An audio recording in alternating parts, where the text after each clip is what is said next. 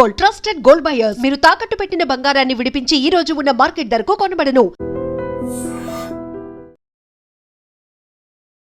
బతుకమ్మ అనేది స్టార్ట్ చేసింది ఒక బీసీ బిడ్డ, ఆయన కూడా నల్గొండ బిడ్డ, జర్నలిస్ట్ ఆయన, వర్దిల్లి మురళి గారు. ఆయన ఈ బతుకమ్మ అనేది ఫస్ట్ స్టార్ట్ చేసిన వ్యక్తి ఆయన. ఆయన సొంత డబ్బులతో ఆయన ఒక చిన్న ఉద్యోగం. సరే, తెలంగాణ ఉద్యమంలో అలాయి బలాయి కార్యక్రమాలు పుట్టినాయి. తర్వాత ఇక్కడ ఉన్నటువంటి ఆహారం పైన కూడా అది ఇక్కడ తలకాయ కూర అని, తర్వాత బోటి అని, ఉల్వచార్ అని, తర్వాత సకినాలు, ఇట్లాంటిది అస్తిత్వంలో భాగమే. కవిత్వమైన, సాహిత్యమైన, కథలైన, నవలలైన, తర్వాత ఇక్కడ రాసినటువంటి పాటలైన గూడంజన్న పాటలు మనకు విరివిగా వినబడ్డాయి. దొర ఏంద్రో దొర పీకుడేంద్రో అని అన్నారు అవ్వాల. అదే మాకు గూడంజన్న ఇచ్చినటువంటి వారసత్వంలోంచి మరి దొరసానేంది దాని పీకుడేందని మేము కూడా అంటాం ఇవాళ. అయితే కాళోజీ సీనన్న గురించి మనం మాట్లాడి మళ్ళీ మధ్యలో మీరు మాట్లాడారు. కాళోజీ సీనన్నని ఎంత టార్చర్ పెట్టింది ఆమె. అతన్ని కొడుతుంటే పోలీసులు కొడుతుంటే కాళోజీ సీనన్నను బట్టలు ఇప్పించి కొడుతుంటే ఈమె లైవ్లో చూసింది. ఏం బీసీ బిడ్డలు కనపడరా? ఎందుకు కొడుతున్నారు?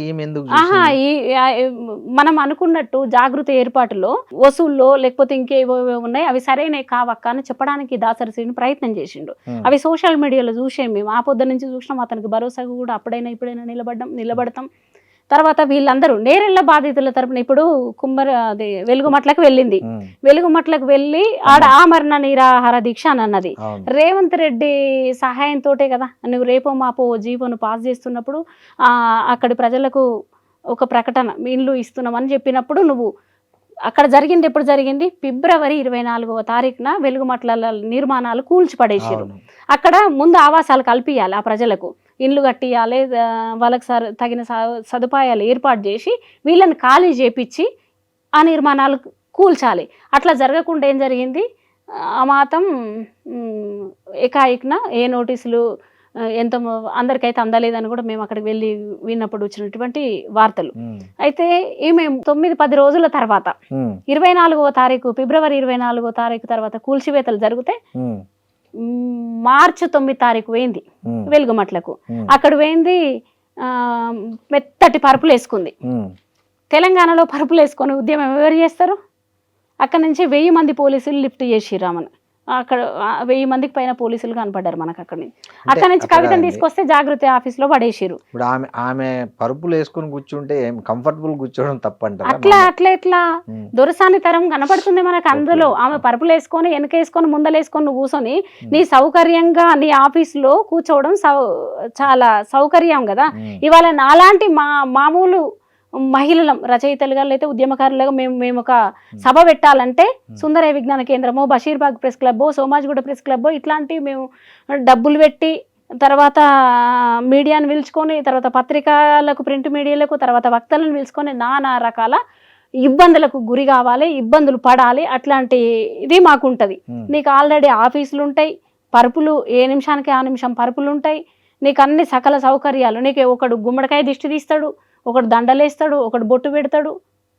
అంటే ఇదంతా మీరు దొరసానితనం కనబడుతుంది కదా, నీ డబ్బు అహంకారం కనబడుతుంది కదా. నీకు అక్కడ బీసీ ప్రజలు ఏడ కనబడుతున్నారు, బహుజన ప్రజలు, ఎస్సీ ఎస్టీ ఏడ కనబడుతున్నారు. ఇప్పుడు ఇట్లాంటివన్నీ మాయావతి కూడా చేసేది కదా ఆమె. మరి ఎస్సీ తరఫున వచ్చి సీఎం అయిన తర్వాత ఇట్లా హంగులు ఆర్భటాలు మాయావతి గారు కూడా చేసిన. మాయావతికి కవితకు అసలు ఏ మాత్రం వెంట్రకమ్మందం కూడా పోలికలు లేవు. ఆమె యొక్క సంచార జాతుల బిడ్డ మాయావతి.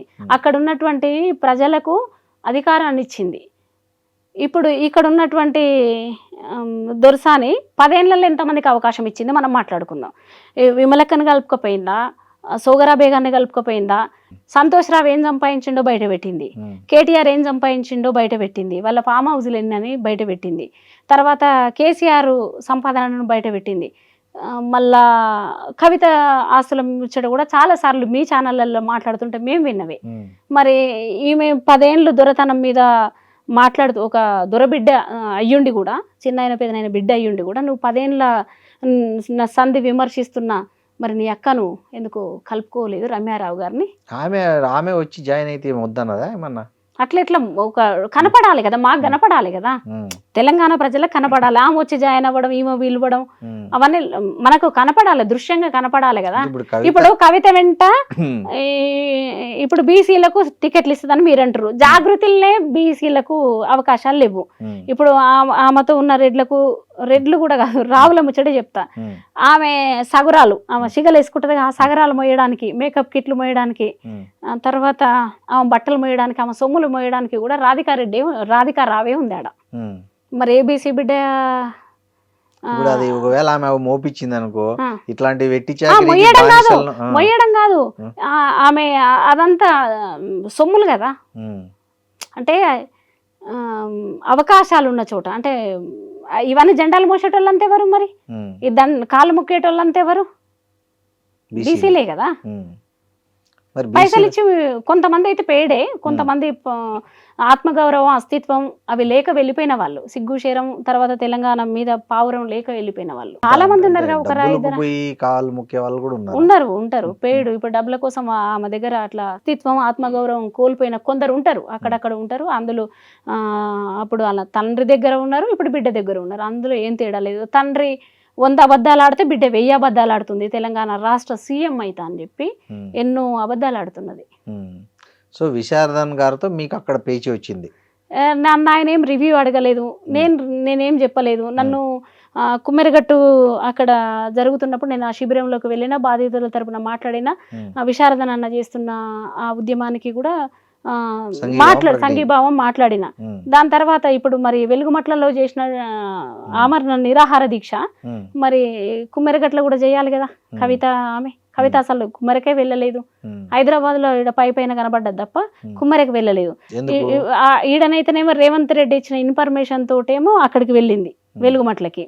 మరి ఈడికి కుమ్మరికి కూడా వెళ్ళాలి కదా. కుమ్మరిగట్టులో కూడా ఆమరణ నిరాహార దీక్ష చేయలేదు కదా. అంటే ఇప్పుడు రేవంత్ రెడ్డి మీద ఆమె రోజు ప్రెస్ మీట్ పెడుతుంది, ఈ మధ్య వరుసగా ఆరోపణలు చేస్తుంది. రేవంత్ రెడ్డితో కలిసి పనిచేస్తే ఆమెకి ఏమొస్తుంది? నాకేం సంబంధం లేదని ఒక్కరోజు కూడా చెప్పట్లే. నాకు మొత్తం కల్వకుంట్ల కుటుంబాన్ని తిడుతుంది. తర్వాత రేవంత్ రెడ్డి అయితే ఏం పెద్దగా నాకేం కనిపించలేదు. శ్రీరామనవమి రోజు మనం చూసినాం, అన్న పేరు మహేష్ గౌడ్, పిసిసి ప్రెసిడెంట్ మహేష్ గౌడ్. ఆ దంపతులు ఈ దంపతులు ఇప్పుడు మనం మాట్లాడుకున్నాం కదా, కోటి రతనాల వీణ అని ఉంటుంది తెలంగాణలో. తెలంగాణ అంటే కోటి రతనాల వీణ అంటారు. ఏ పార్టీలైనా ఏం చేస్తున్నాయి అంటే కోటి అనే దాంట్లో పెద్ద నిగూఢ అర్థం దాగి ఉంది. 4 కోట్ల ప్రజలైతే 1 కోటి మందితోటి గవర్నమెంట్ ఏర్పాటు చేయొచ్చు. మిగతా 3 కోట్ల మంది మనోభావాలు ఏమైపోయినా పర్వాలేదు, వీళ్ళందరూ ఒకటైతారు. ఇప్పుడు తెలంగాణ ఐసీలో ఉంది అని నేను ఒక మాట రాస్తే ప్రజలు ఏం రాసిరంటే కోమాలో ఉందని రాసిరు. తెలంగాణ ఐసీలో కాదు, కోమాలో ఉందని రాసిరు. అదేంటి కోమా అని చెప్పి మళ్ళీ ఆలోచన చేస్తే నాయకుల కింద ఉన్న వాళ్ళందరూ రెడ్ల రావులు, వీళ్ళ కింద ఉన్న వాళ్ళంతా ఎవరు? బీసీలు. అయితే బీసీలు, ఎస్సీలు, ఎస్టీలు, వీళ్ళు మంత్రి పదవులు, కార్పొరేటర్ పదవులు, తర్వాత అవో ఇవో తీసుకున్న వాళ్ళు మాత్రం వీళ్ళంతా చెంచాగిరి. ఇక మరి వాళ్ళకే సరిపోయింది తప్ప ప్రజల విషయాలు పట్టించుకోలేదు, ప్రజల విషయాలపైన స్పందిస్తలేరు. అసలు మన బడ్జెట్ సమావేశంలో, అసెంబ్లీ సమావేశాలలో ప్రజల గురించి ఎక్కడన్నా చర్చ జరిగిందా?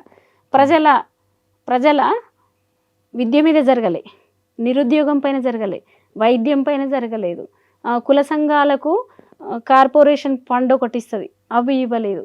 అసలు అట్లాంటిది మహిళా ఫండ్ ఒకటి ఉంటుంది, మహిళా కార్పొరేషన్ అని ఒకటి ఉంటుంది, దాని మీద చర్చలు లేదు. అసలు దేని మీద చర్చలు జరగలే. ఏం జరిగినాయి అంటే కాంగ్రెస్ మీద బీఆర్ఎస్ మీద కాంగ్రెస్, అటు ఇటు మధ్యలో అదేంది బీజేపీ. అవే జరుగుతున్నాయి తప్ప నిజంగా ప్రజల ఆకాంక్షల కోసం కాదు. ఎవరైనా అందులో ఫామ్ హౌజులు లేని వాళ్ళు లేరు, 100 ఎకరాల భూమి దోపిడీ చేసిన వాళ్ళే ఉన్నారు, దొంగలు లంగలు మాత్రమే ఉన్నారు ఇప్పుడు దాంట్లో. అందులో ఇప్పుడు ఆడ రూపంలో ఉన్నటువంటి కవిత కూడా ఒకరు.